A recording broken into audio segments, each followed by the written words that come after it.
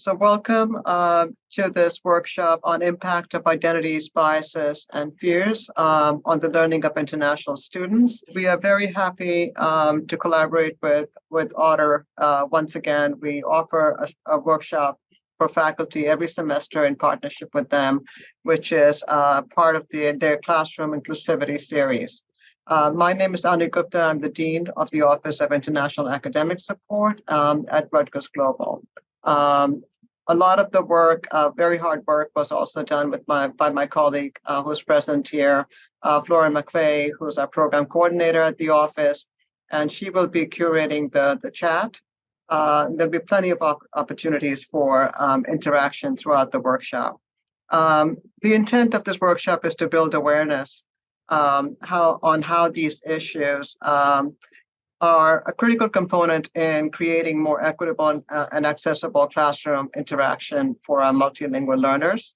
There will be, like I said, opportunities for Q&A after each of the three themes. And the themes are international learning experience in a new classroom, language and learning, and affirming diverse identities and worldviews. Under each theme, there will be undergraduate international students who will be featured in pre-recorded testimonials, sharing the experiences, navigating learning spaces, interactions, and expectations at Rutgers and in prior academic settings. Following those videos, a panel of faculty leaders will discuss key points made by students while exploring relevant pedagogical strategies and tools that respond to the coursework, writing, and in-class engagement of learners from diverse linguistic and cultural backgrounds. Again, you'll have an opportunity. There will be a Jamboard after under each theme for you to post your experiences and strategies. So you can advance, please. Okay. Yes, the three panelists that are going to, the faculty panelists that will be participating today are Dr. Nicole Hauser, who's the Assistant Dean for Curriculum Internationalization at Rutgers Global. She's also the former director of the Rutgers English Language Institute. We have Jenny Yang, who's the chair of the Curriculum and Pedagogy Board at the Language Engagement Project, and also Language Programs Coordinator, Asian Languages and Cultures. And Nella Navarro, who's the Director of International Graduate Writing Support and ITA, which is International Teaching Assistance Program Manager. With that, I'm going to now pass on to my colleague at Otter, Christina Baipoco, who's the Associate Director for Teaching and Learning Analytics. So, Christina. Yeah. Thank you so much. So we are so excited to be here today and to have such wonderful colleagues at Global to help us support this work. So this session actually is included within the Classroom Inclusivity series and is part of the Competency 1 of that series, which is understand and begin to address you and your students' identities, biases, prejudices, and fears, and how they impact the classroom, right? So that we can really make sure that we are creating an inclusive classroom for our students. So I know I already said, but it is included within the Classroom Inclusivity series, and you are welcome to go to that link or the QR code, and I stuck it in the chat as well, to learn about earning a badge for this series. And you will need to submit reflections, but you can actually do that as soon as you finish each session. So you can learn more about that from the link. So just a few quick notes. So all of the materials within the session will be shared in a follow-up. The session is being recorded, so we take your continued presence as consent to be recorded.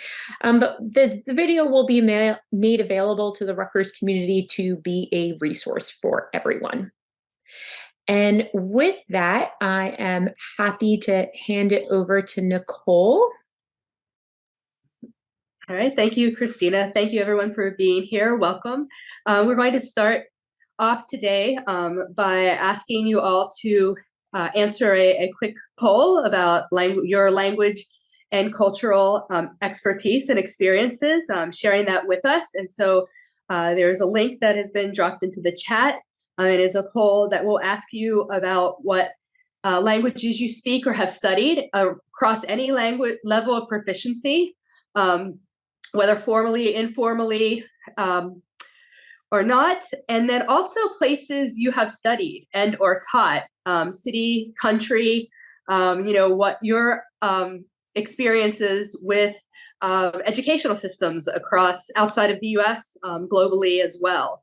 And so we want to have an awareness, and we're sort of starting by modeling what the type of strategies that we will present today, really when you're addressing biases, right?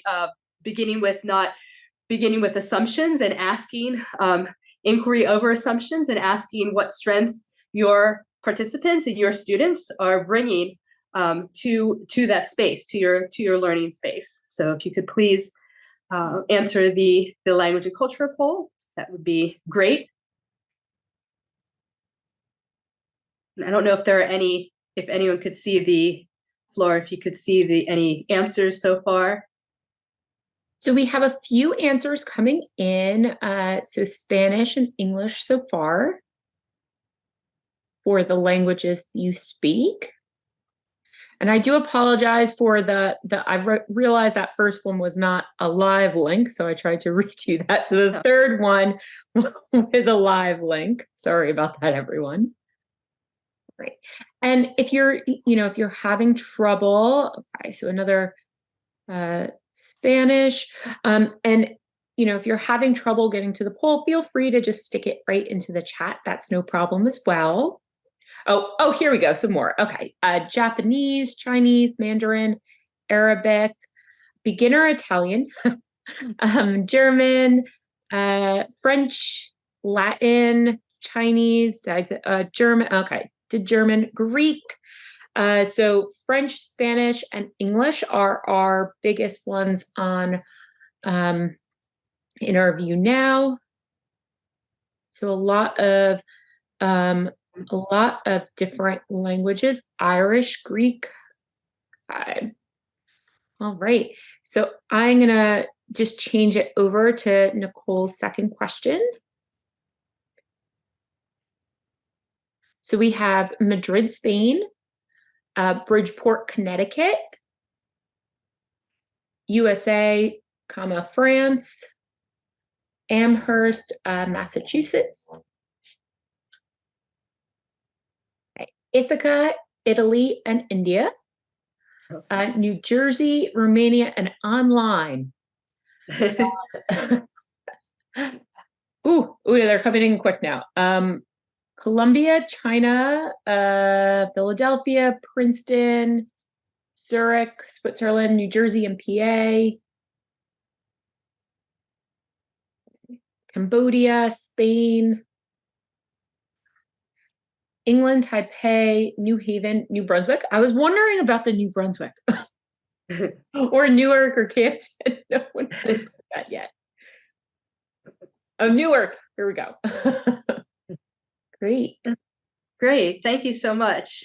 Thanks for reading those, Christina. And I had, as we continue, so with our first topic, language and learning. So the format, as Anu had stated, is we are going to hear from students, international students, about their experiences first, and then each faculty response or academic response will be contextualize and provide strategies for creating inclusive classroom spaces that are related to the issues that the students bring up. And then we're going to have an open session. There will be a Jamboard where you will be able to share both your experiences, so relate to students' experiences as faculty, working and studying across languages and cultures. And then also you can add to our responses as well about what research, what strategies inform your practices, how you create inclusive spaces in your classroom. Okay, so we're going to begin with our first student videos. Hello, my name is also Mustafaeva, and I am a fourth year undergrad student at Rutgers, New Brunswick. I am enrolled in School of Arts and Sciences, and I'm majoring in political science, double minoring in philosophy and German. Today, I would like to tell you about an experience that I had with one of my professors as an international student. Throughout the years, I've excelled in essay writing, and I've gotten positive feedbacks and good grades on my essay writing skills. Therefore, I was confident and comfortable in my abilities to write an essay. However, things kind of changed when I enrolled in a course which was essay-based and writing extensive. On my first essay, I got the feedback saying that my essay wasn't very clear, probably due to the fact that English was my second language. There were no any other substantial or concrete feedbacks regarding my grammar, my vocabulary, or structure. First, I tried to give the professor benefit of doubt that the professor was trying to empathize with me and try to acknowledge the hardships I might have as an international student. However, it didn't change the fact that it was very hurtful and overwhelming as an international student who was trying to write essays for most of her academic career. And the feedbacks continued. For every essay I wrote, I would still get the same feedback saying that it wasn't clear because English was my second language, which, to be honest, hurt more than the bad grades I got on those essays. Because even though I could try to work on my grammar, structure, or vocabulary, I could not really fix the fact that English is my second language. Driving from this experience, I would like to tell here that when you're trying to contact with an international student and try to give feedback, please be mindful of how this feedback might affect them and what they can fix and what they cannot fix. While acknowledging that they may have some language barriers and hardships on language, they are perfectly equipped and capable of doing just as great as domestic students, even though English is their second language. Sometimes there might be some context differences, which international students might need some more information on, but other than that, we are perfectly capable of writing good essays.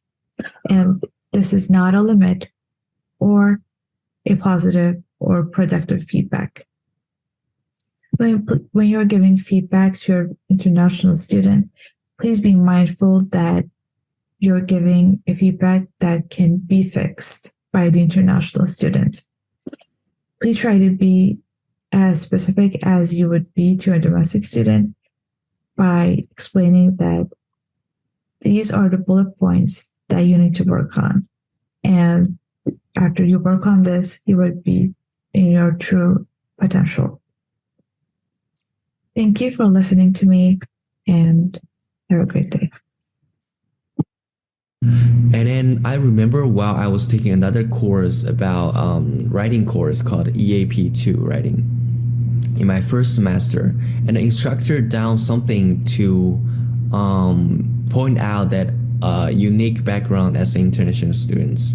My professor mentioned in her first class, she said that the international students were unique groups in the way that we were multilingual learners and come from different culture background to represent their own cultures and countries. She is still my favorite professor because the way she encouraged students in the class was very helpful and help us to overcome those challenges we made later on. Great. So you had two experiences, sort of contrasting experiences, but both that will speak to some of the points that I will make for language and learning. And really, all three of us have expertise in fields of language study and teach across languages, cultures, and varying contexts. You'll see that these areas overlap, but I'll focus primarily on feedback, given the context of the videos with writing assignments and feedback, but they all interconnect. And something that I want to mention, I have it here as the fourth comment on my slide, is, in looking at addressing biases, right? The overarching objective of this workshop today, confronting and examining myths and biases about language is really important to create an inclusive classroom space. We are all, no matter what our discipline is, evaluate students' language. We have, this is our area of expertise and study on the panel today, but faculty across disciplines evaluate language in a way that language experts don't evaluate other content areas or subjects. So it's important to familiarize yourself with some of the myths about language, feedback, teaching that are out there, because there's always a tension between what the research shows and then what discriminatory ideologies from society, from societal discriminations, how they affect practices in the educational system. And so that's a context really for all of our presenters today. But particularly in this case with writing, in considering students' experiences, and I want to acknowledge and thank the students again for sharing their experiences with writing. And with this, all of these suggestions we'll give, we're considering multilingual and international students, but as inclusive practices, these are best practices for all students. So with writing, considering the deficit and limited focus that writing feedback has in general, whether you can think back to your own, experiences and with getting feedback and maybe a marked up essay, red pen, and that you're only hearing what's going wrong. So considering, shifting that to a developing positive strengths-based strategy. And then also in the case then of students who are learning English as an additional language, and of course this is echoed negatively in Alsu's experience, then positively in Xiao Wen's experience, is that there's linguistic discrimination in education, that's part of our system, and sort of with an assimilationist perspective, that many students will hear negative feedback about their accent, their second language status. And so this is affecting not only their motivation, and then of course the affective effects directly affect their academic and cognitive effects as well. They go hand in hand. So just being aware of that and taking that into consideration. And so you had the poll, something you can do is ask about students' experiences, avoid assumptions, and then also, as the second student had described, right, making sure that students know that, stressing that being multilingual, bringing a diverse range of experiences and expertise is a strength that they will build upon, right? And this is confronting a myth as well, because English only education does not strengthen students' ability. It's more of a policy.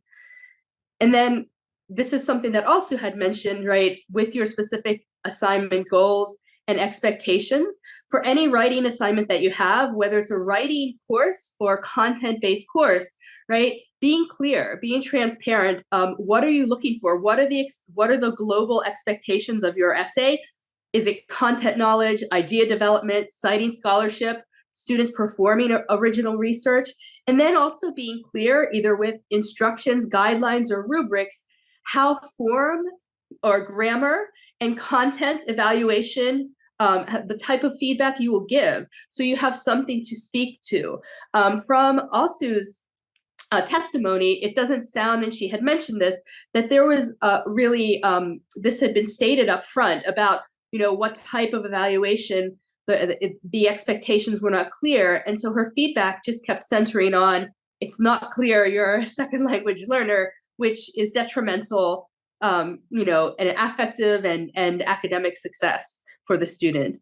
And then again, responding as an engaged reader and mentor. So when you're giving feedback, and this is for all students again, but noting, so one thing, and to reframe and challenge that deficit history and pattern of giving feedback, note patterns of successful choices that students make in their writing, right? Engaging, having a conversation with them rather than marking up and having this sort of distance perspective and feedback to their paper, engaging with them, saying what's successful. And then when they are making choices, what they could improve upon or what they can further develop, ask questions to prompt detail, right? Explain structural grammar choices in context, in the context, right? So, you use the past tense to narrate the story in the past, and here you shift to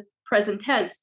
This confuses the reader, rather than just writing verb tense or marking up in some way that's the student might not understand.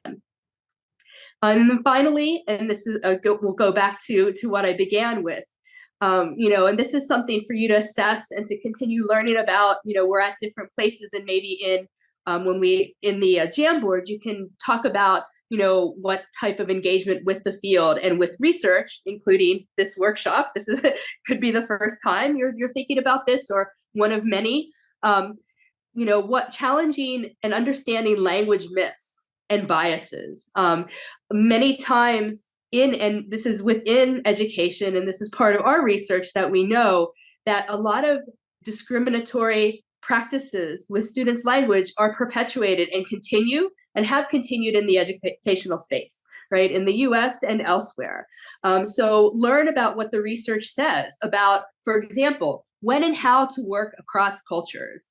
English only or one language only is not necessarily going to yield the best results and is not best for development of ideas in certain contexts, right?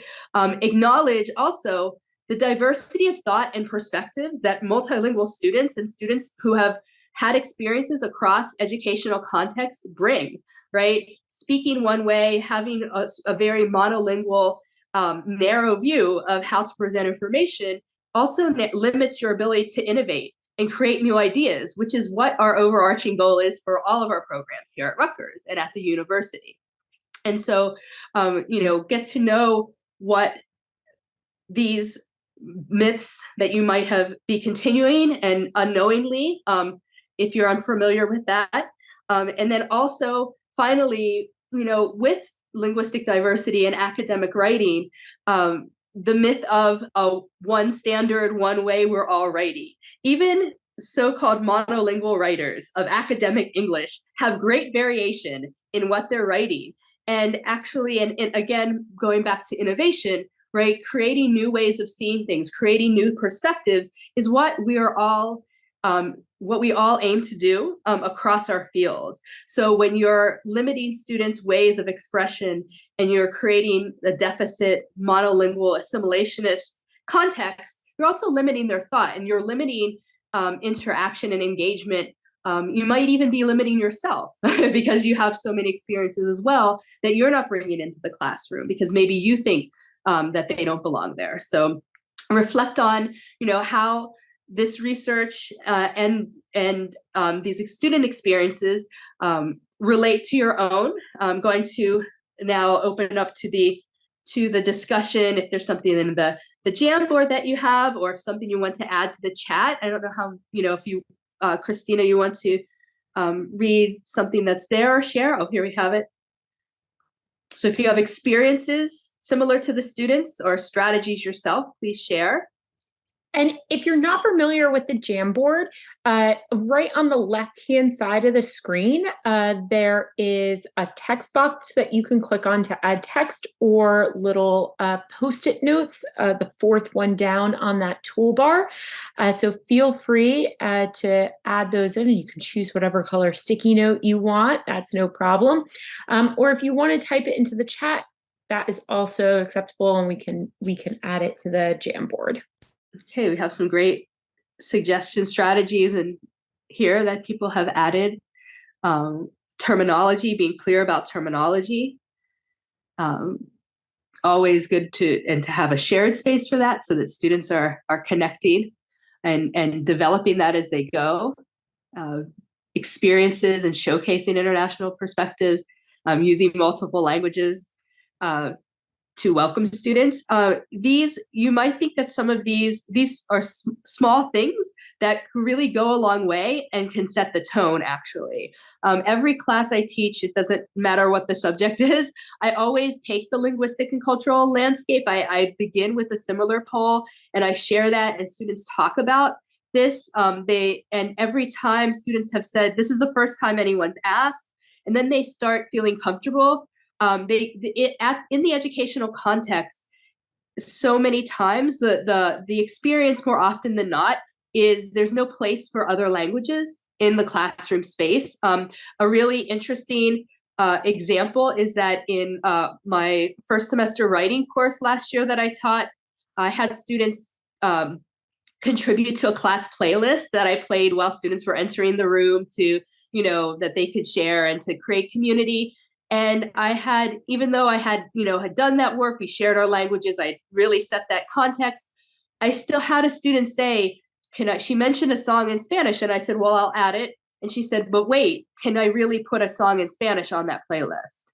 And so it is so strong, even if you say it once, you think it's, you've added something, it's something that is, students are conditioned, and that most of, there are contexts in which, this is the strengths of multilingualism, socially, interpersonally, and cognitively are recognized and are acknowledged in the educational space, but is still not the majority of most students' experiences. So, this is something that, in these small ways, and reiterating, then you create the context, you create the trust, and you also create the awareness of the strengths of students being able to work across languages, bring the research in. I am open about that with my students and say, when you're developing, for example, you're developing your thoughts, if you're working across languages, it will be stronger than trying to force into one language, no matter what the product may be, for example.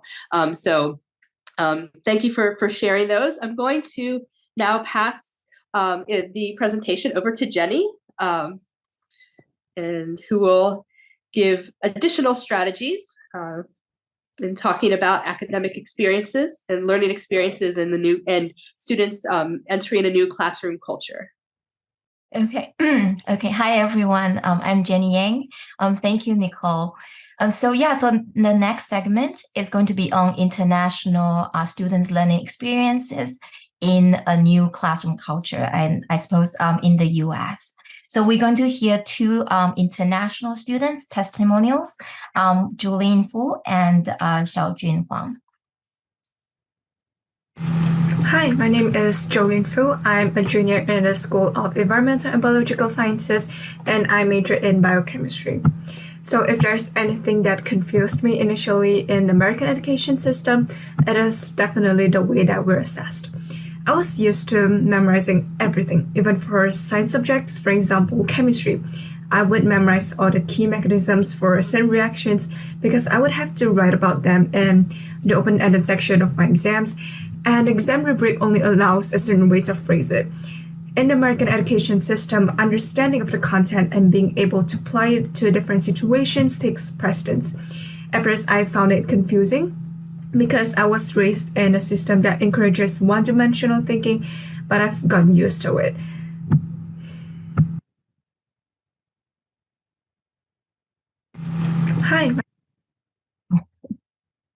Hi, my name is Xiaojun Huang, a junior student from Rutgers Business School. Currently taking a double major in finance and supply chain management. So the first question regarding to values and the behaviors. There are two categories of objects that were valued in the American education system, which I feel most of the international students were not familiar with or confused about. The first is the emphasis placed on critical thinkings and independent learnings. As an international student from China, I grew up in a system where a student followed the teacher's lecture and finished homework, then take standardized tests. I just did what teachers said and did not have much independent thinking growth. In many Asian countries, not only China but India or Vietnam, I believe, schools tend to emphasize classroom disciplines and teachers' authority. However, under the American education systems, the school tend to help students to improve their critical thinking skills by holding the group projects and the presentation. Okay, thank you. Hi, my name is Xiao Junhuan, a junior. Okay, so we heard the testimonial from two, I think, international Chinese students. So they appear to be case studies, but I think these, what they are saying in the videos, are very common. We hear them a lot, not in exactly the same way, but very common from international students. And we, for the Chinese program, we have placement testing. So we test about 400 students, and about a third of the students who take the test are actually international Chinese students. And so what I want to say here is that these seem to, the two students here seem to be, I think they probably are new international students, but we do have a lot of international students who actually came to the US for middle school or high school as well. So I think you want to be aware that there is not exactly the same level of familiarity with American education system. So some of them will have been in the US for 2 years in high school, or 3 years, or 1 year, or even 6 years. So we're looking at a very sort of complex sort of interaction with their home education system, and also to the new the US education system. So I want to address what what they talked about. So in the first video, Julene talked about international students coming from an education system that emphasizes memorization and standardized testing. And this is very, very common for a lot of our international students, especially coming from the East Asian context. And what this means is that they are not encouraged to do independent thinking, independent learning. Testing, being able to test well, is the bread and butter, right? This is the most important thing. So as long as and not only do they have to do to memorize, and do well in these tests, there are very specific ways of answering the question. So they can't even diverge from the exact words in the textbook, for example. Okay. In the second video, Xiaojun talked about international students being new to an education system that prioritizes critical thinking and independent learning. So what this means is that students, when they, especially if they finish high school in China or other East Asian countries, and they come into our, freshman classroom, they are not really equipped a lot of the time to just jump into peer work or group work. Or like if you ask them, what do you think? They don't know how to answer this type of questions. Okay. Xiaojun also talked about students being afraid of teachers' authority. And this is very common. So a lot of international students, they don't ask questions because they see that as expressing their opinions as a way of challenging the teacher's authority. And again, this is not something that they are used to. This is, asking questions has there are only two ways that you would ask questions. One is you don't understand, and the other one is you are challenging authority, and neither of which is recommended in an East Asian education context. So what I have here is I have two sets of sort of recommendations or suggestions. The first group is about creating an environment, an inviting environment for the international students to share their opinions. There are a lot of strategies for this. I've just listed 4 here. Oh, sorry, can you go back? Okay, what I would recommend is give students lots of opportunities to get to know each other. And a lot of us, what we do icebreakers, we do introductions in the first class, and then we call it a day, right? We're like, okay, now it's all done. And then we just jump into the content. But I don't think that is enough. For my own classes, we periodically, I would say even every week or every month, we would have lots of activities where students will work with different partners. They will get to know their partners a little bit better. And this is important because in the East Asian context, people are not used to talking to strangers. They are not comfortable, expressing their opinions to people they don't know. So if you create a classroom environment where they are comfortable talking to multiple students, all the students, they are much more likely to engage in discussions and talking with each other. The second suggestion is to allow the students time to prepare or practice their answers individually or with a partner prior to sharing with the entire class. So students from the East Asian education system, they're not used to just jumping in with their answers. So if you give them a little bit of time for reflection or even just practice with a partner, they are more likely to be able to formulate their answers and share with the rest of the class. The third suggestion is to give students who need a little encouragement to voice their opinions first. So again, this is not like, what do you think? But I get a lot of feedback from students that the most frustrating thing they've experienced in class is that they have an idea, but they are a little too shy to share it. And by the time they are ready, somebody else has already said it. And probably not as well as they will say it, but they feel like it's redundant or they don't want to repeat it. And then they feel very frustrated because they feel like, oh, it's such a good idea.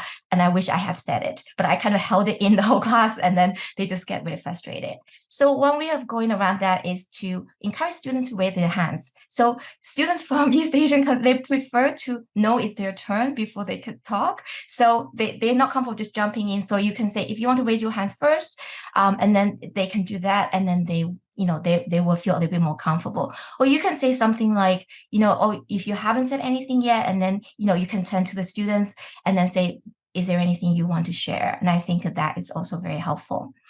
The last point I have in this category is to scaffold critical thinking questions by starting with questions that solicit simple answers. So again, we're looking at a set of students who are used to correct answers, short answers, like multiple choice answers, right? So they're not necessarily trained to to answer questions in a very elaborate manner. So if you give them questions like, okay, well, what is a possible answer to this? And it's just a very quick answer.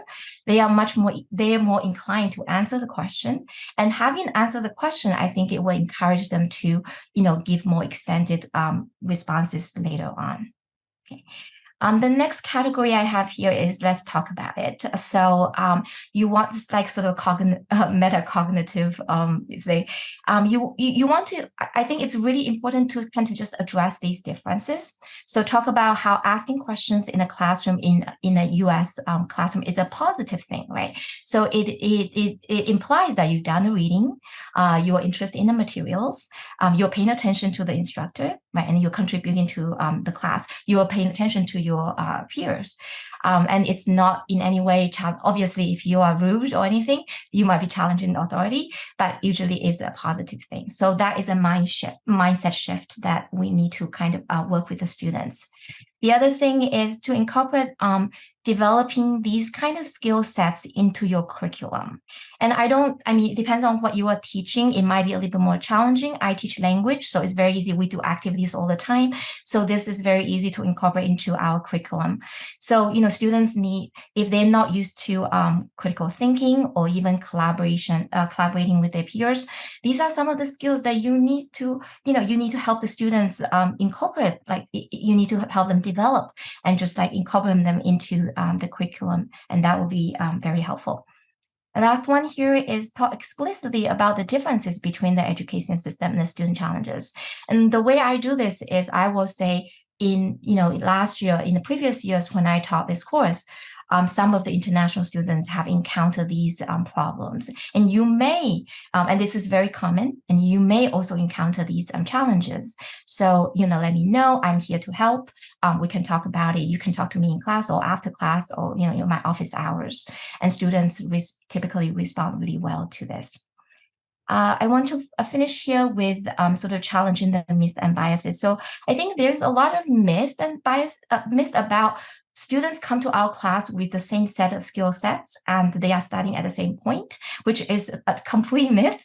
No matter what class you're teaching, students will start, and obviously because I teach language, so they will start at very different points, even in listening, speaking, reading, and writing in language. So they could be very high in listening, but very low in writing. And this could translate to different skill sets in your own class. So they could come in very well equipped in a certain skill set, but they need to work on a different one.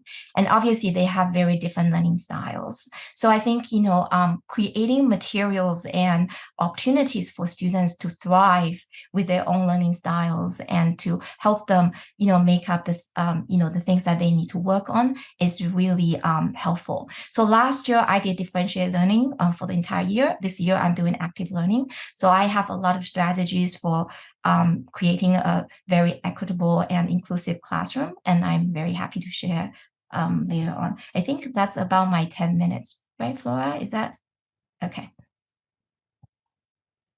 So now we're going to the Jamboard. And if you want to share any of your own experiences with students, international students, or even heritage students, I think some of them have similar challenges as well, and some of the strategies that you have found useful and you want to share with us.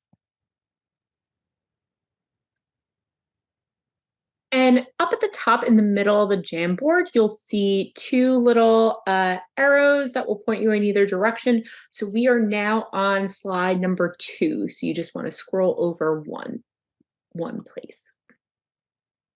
Okay, so I think we have a couple coming in. Okay, so we have so it's in the middle. It seems like a mistake to assume the faculty know about other cultures' pedagogical tradition.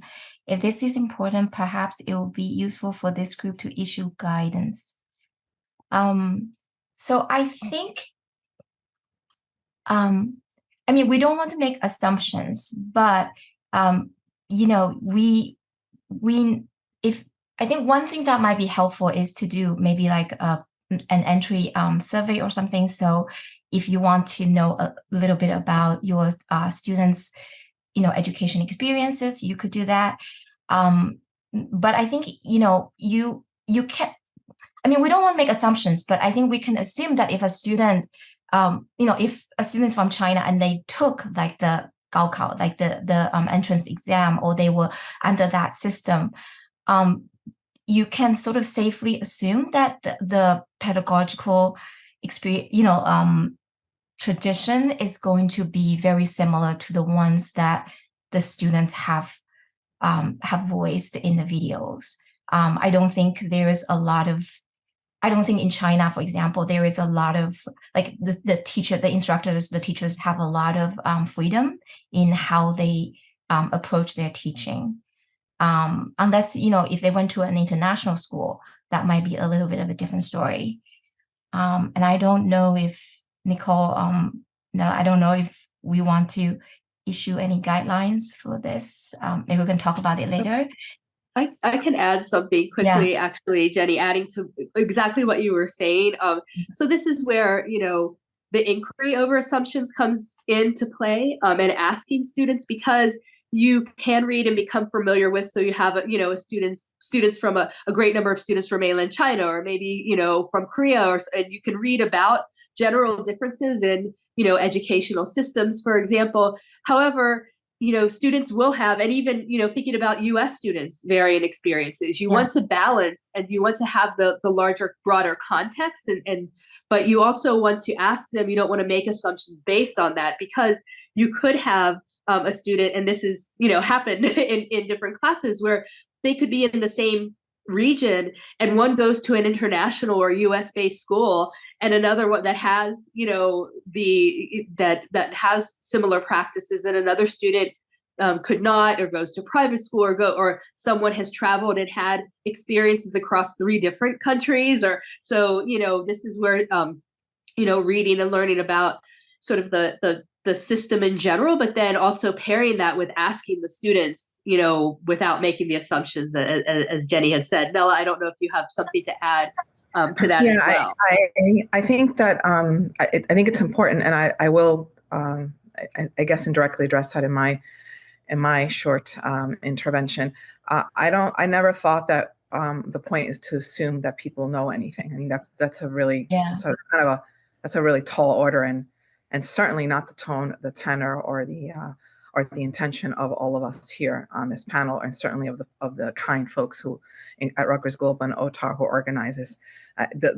Literally the point is we're inviting and suggesting, and this is of course research born, that those of us who are instructors who take the time to do something like our colleague who just in the pink note suggested to make an effort to show an interest.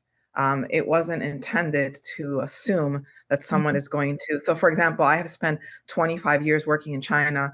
And when I talk to my colleague, Jenny, who is from China, I never assume or think, and I don't think anyone in my field would assume or think that I am supposed to know and have an absolute understanding of everything related to China. But I do think it helps that I keep myself updated and that I have made efforts to understand some of the basic tenets and foundations of where some of our students are coming from. So I think that's an important point to note. Yeah, and students have different learning styles, and you know, they have different mindsets. So a lot of variables as well. Asking all students to share how their past classes have approached a topic and what is different about how we are approaching it. Yeah, I think, you know, in general, just have very open discussions with the students. I think that's a great idea. Encourage the use Canva shout out feature. If one does not already know about different cultural tradition to directed to me students where they are may not be helpful. Yeah, again, you know, we don't need to, you know, make assumptions or to know everything, but I think just be aware of where the students are coming from, and how I think just let students know that you are there, and you are very willing to help them with their challenges and, you know, anything they're experiencing that have to do with their education, so system differences or background differences. I think that's helpful. I also would like to know how helpful I think shout out is in creating an inclusive classroom from day one. Yeah, thank you. So no one feels put on the spot. Yeah, thank you. I think did we cover everything? All right, thank you so much for sharing.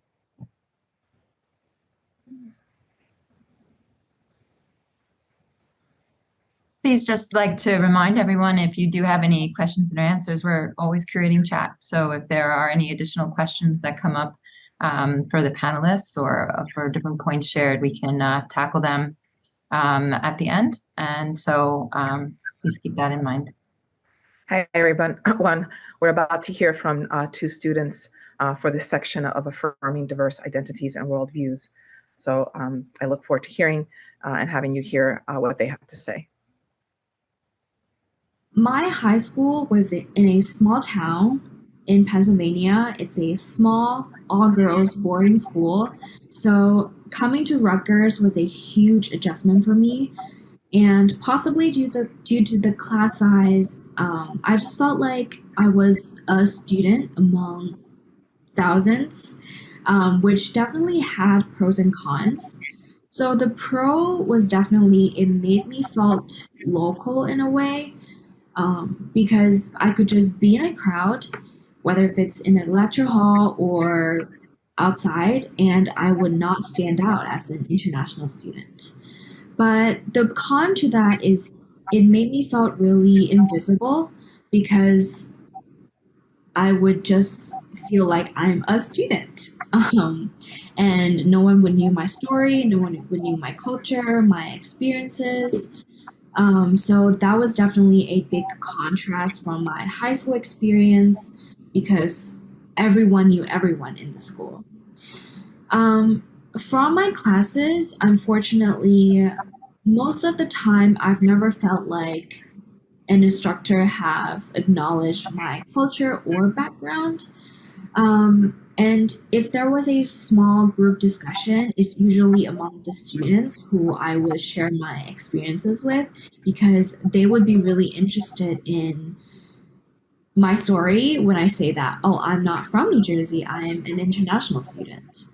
So I would like to mention that there has been a class that I took that in which the professor required us to write an introduction under the discussion tab on Canvas. And that professor read through all of the posts and commented under students' posts individually, saying things like, thank you for sharing your experiences. And that is really cool that you had that experience, which made all of the students felt seen.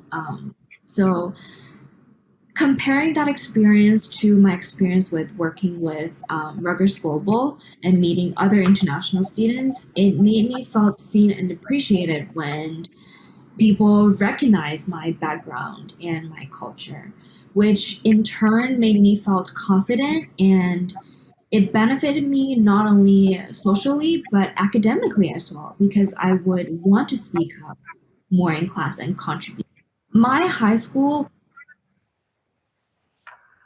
example is when I was taking an East Asian Studies class. The professor had us do icebreakers through creating name tags for the class, but with like a twist. So the professor instructed us and told us that create name tags, but I want you guys to write your names in your heritage language if you know how to write it. Or even if you write it in English, we're going to go around the room and explain the meaning behind our names and the significance of our names. So I think this really gave everyone in that room an opportunity to not only like talk about themselves and like what their culture was, but to introduce the class to new languages and new cultures, which I think was very affirming for me and my identity because I'm from South India, which is not the place that people immediately think of when they think of India. And I really was happy to share about my culture like that. Additionally, I think this also gave the professor an idea about who was in the class, and they were able to kind of cater the examples and topics a little more to the students in the class, and they were able to like make it more unique for the students in the class. For example, we were talking about colonization in East Asia, but to draw parallels, the professor talked a little bit about colonization in South Asia, specifically colonization of India by the British and colonization of Southeast Asia, like colonization of Vietnam by the French. So things like this can really help you feel, like it helped me feel connected with the class content, but it also helped me feel like I was welcomed, seen, and affirmed in that class. Thank you. Thank you so much. As you have heard from our students, Millie and Vishaka, one of the key and kind of consistent points is the sense of feeling not affirmed or not seen. And as the research working with either underserved communities, historically minoritized groups, in this case we're looking at international students. But I think that we can look at any one of these populations that have not, that are underserved or historically minoritized, not being seen, having their identities not affirmed, is a recurring comment that students make. And again, as the research tells us, we understand that when students feel that they are not seen or heard, it deeply impacts key elements such as motivation and such as a sense of accomplishment, which of course in turn is the impacts academic success. So I want to start before sort of going through some of my recommendations and suggestions by looking at the overarching first, of course, by thanking OTAR and Rutgers Global and my colleagues on the panel. But I want to say that the purpose of our panel has always been to engage in conversation and dialogue. I hope that you see these suggestions as, I always prefer the term consideration. Like, have us consider these points, these key points, to address issues of how do our identities impact? Well, we do know that if a student does not feel that their identity has been affirmed or understood or even acknowledged, that it has impact. We know that, as Nicole and Jenny have explored, that many of the biases that we all try to combat, actually, unfortunately, are created by many of us in our classrooms. And I say us, I include myself.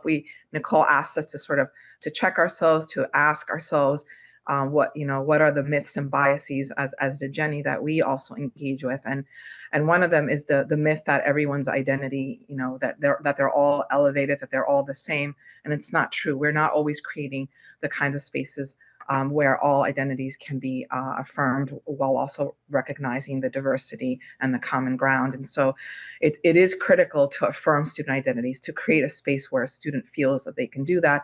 Those two students, that they can do enact. What I mean by do that is enact and be themselves. And the two students that we heard from, Millie and Vishaka, gave examples of how that is, our colleague who wrote that pink note and pointed out, to some very, very seemingly small, and Nicole pointed out how impactful these, as did Jenny, how impactful it is to engage in these seemingly small tasks of welcoming students, of asking students to introduce themselves, whether it's asking them to introduce themselves and their name and in their language, which is, for example, something that I do and some of my colleagues in my department do, having a student introduce themselves in their name and say hello in their native language, for example, tell us where they come from. Doing that in a very explicit way so that students can use their entire linguistic and cultural repertoire. The research tells us when students do this, they are much more successful, but they also create spaces in which all of our students could be successful. As Nicole and Jenny both noted, these are ideas and considerations that research tells us improve the learning space and the learning capabilities and the successes of not only multilingual, plurilingual, or international domestic students, but all of our students. I think that it's important that we do this in a really active way and that we incorporate the diversity of worldviews in the practices that we do, whether it's, again, colleagues pointed this out already, whether it is carefully and very explicitly selecting materials and references that come from other parts of the world, whether it's, in a feedback comment that you made, whether it's a sample sentence that you're giving. Very often we'll write a sample sentence and we use, a New Jersey or a local reference. Find a reference that is outside, a reference that affirms or gets the students to understand that, you have a worldview and that worldview goes beyond New Brunswick. I think it's also really important that students know not only that we're affirming this, but that we're not just affirming, we acknowledge, we celebrate, we negotiate difference, but also, and we talk a lot about difference, but also thinking about our common ground. So, thinking about it as something that is celebratory, not a checklist that we have to do.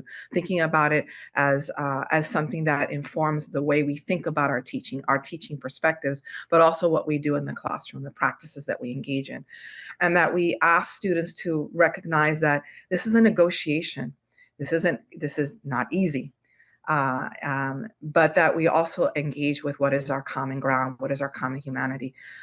We have students, and I'm just going to quote very briefly, if you don't mind, a student that I had last year in my writing class, my college 101 class, who said, I really love this recent activity because not only did we share the ideas that came from the text, but also we shared ideas that came from the text or the ideas from other classmates who come from other spaces. In this case, we're talking about a student from India, a student from Bangladesh and a student from China and a student from Korea who were sharing their thoughts on how we were reading about education. That was the main reading, was a reading by a famous Harvard professor on education. And so I explicitly asked students to talk about their educational experiences in their countries. And the student found that to be a very impactful, discussion about difference. But what they really enjoyed, and I'll quote the other student, it was really great to recognize that we all have a starting point, Professor. A lot of us, even though we were talking about Korea, we were talking about Bangladesh, we were talking about China, we were talking about New Jersey, we were talking about Connecticut, actually we were all talking about our high school experience collectively, unquote. So here again, thinking and continually asking about and thinking about what is our common humanity, what is the common ground that we can work toward negotiating and acknowledging these differences. And as Nicole suggested, and as you see us doing here in the Jamboard, continually asking and polling. Nicole often says, inquiry over assumptions. That also helps us get to that acknowledgement, to that celebration, to negotiating both the difference and the common ground. But I think central to what I want to share with you and central to recognizing and checking our own biases, checking our assumptions, checking the recognition, the celebration, the acknowledgement of these identities, is recognizing that the fears the students have that they are not acknowledged, that they shouldn't be here, that being here is, and I quote a student, sometimes I feel that being an international student is for the catalogs and for the money. I don't really feel like anyone cares that I come from a different place or that they even want me. This is unfortunately a common theme on our campus, but also a common theme with students around the country, and even with domestic students who come from the diaspora, who are representing or who have hyphenated and who come from bicultural, bilingual spaces. It is necessary, I think, for us to recognize that our students, these, Millie, Vikasha, and others, they are central to the Rutgers global mission, to the idea that we are a 21st century university. Universities love to talk about how they're global. That is necessary. These students are here to contribute to our globalization effort. Without the students, here's a small, if you will, a strategy. I hate to talk about strategies, because I think it's more about consideration, thinking about why these ideas may be something we want to consider in our practices, in our perspectives, in our practices. But for example, I begin every meeting, every talk. I'm going to end this talk, and I guess I'll interrupt by saying thank you to those students, because without the students who my colleague Flora was kindly sharing, pressing the play button so we could hear, without them, Rutgers can never be global. We have to be critically, and be understanding that without them, the global competence, which the United States, if you look at education around the world, the United States is missing a great deal and is quite behind the development of global competence.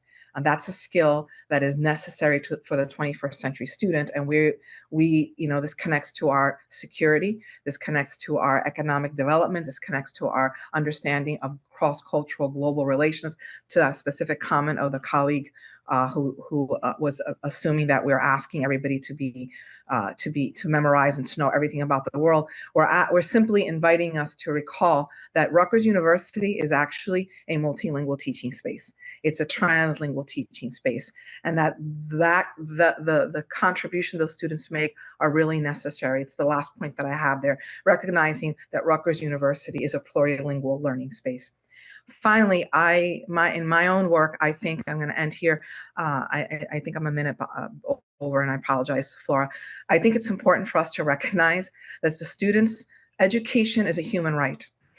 And that doesn't stop with our students who cross borders here.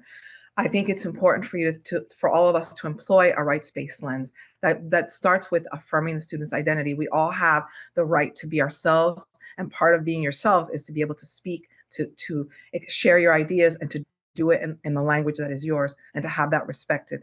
Please be deliberate in your affirmation of the student's accessibility. In other words, don't think of it as an extra that you're doing them a favor. They're the needy students who need.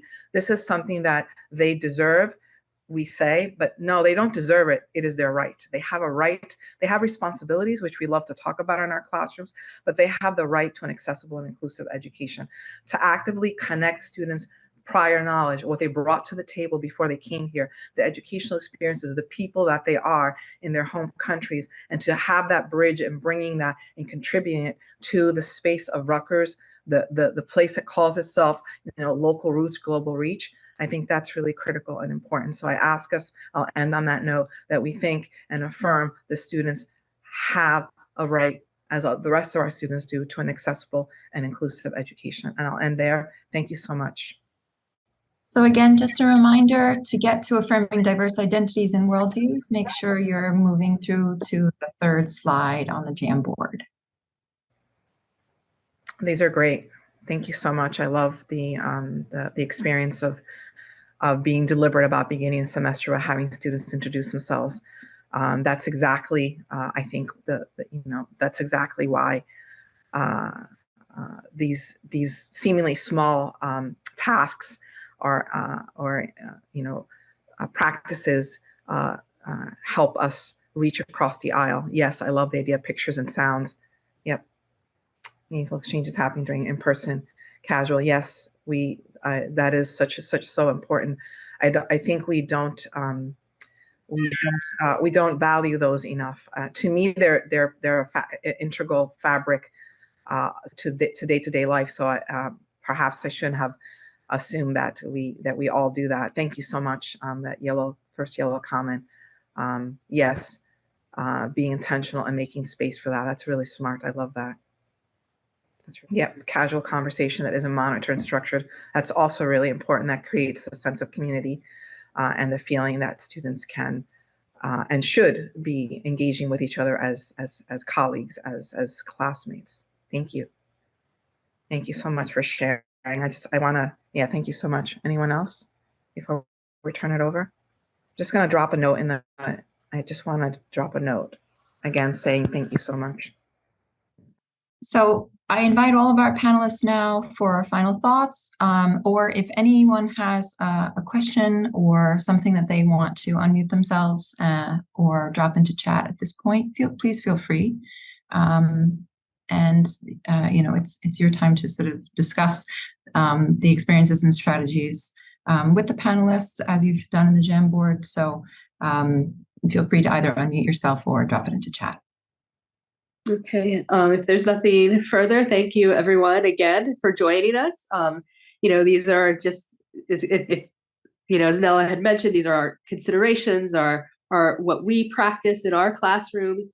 I always invite, others across disciplines to be, to share and to think about, to consider how what we're sharing could be adapted for different contexts. I really like the idea of the first panel. There's the first Jamboard sharing about definitions and terms, right? So if you're not sure where to start linguistically, because we're all, language is at the center of everything we teach and do, and understanding those terms critically in the context of whatever major or discipline you're teaching, a place to start is that term, a shared list of terms, and having, you could even expand that across languages, across cultures. If you're, looking for just something to share, a shared space, a lot of times on Canvas, so some sort of quick, strategies or ideas that you can start to incorporate, bringing in, making those spaces, those small spaces every day. It's not really, as with anything, right, as what's impactful, it's the small choices that you make, right, every day that create this an inclusive space for students. It's, not just having the intro on day one, but maybe finding that time for a little poll or something for students to engage with. Last semester, I had a colleague who used the term humaning. They had their moment of humaning at the beginning of the class, and that creates that space then for for finding those common ground and differences, and to create those conversations, as Nella had said. And then also with the context of coming from other educational systems and context, opening up all the time to ask students' experiences about assumptions, going back to feedback, as I had discussed. the way in which students get feedback is also different from place to place. So, just beginning here, it's an ever evolving, engaging journey and learning experience for what students backgrounds may be, and learning about not only just around cross-cultural but generational differences as well. So really asking and listening is the first and most important step in creating these small details, small differences each class is key. And so this will be available as well. We might have some other resources. I don't know, Anu, if we could send maybe an inclusive teaching guide. I don't know if that's on hand. We had talked about that, but if not, we could follow up maybe to the participants with the inclusive teaching guide as well. Yes, we definitely can do that, and we will with the deck. Along with the deck, we can send that. Thank you, Nicole. Okay. Thank you, everyone, all of the participants. Thank you, Christina, Anu, Flora, Jenny, Nella, my colleagues. It's a pleasure to be here, and anyone could feel free to reach out with anything, any further comments as well, or questions.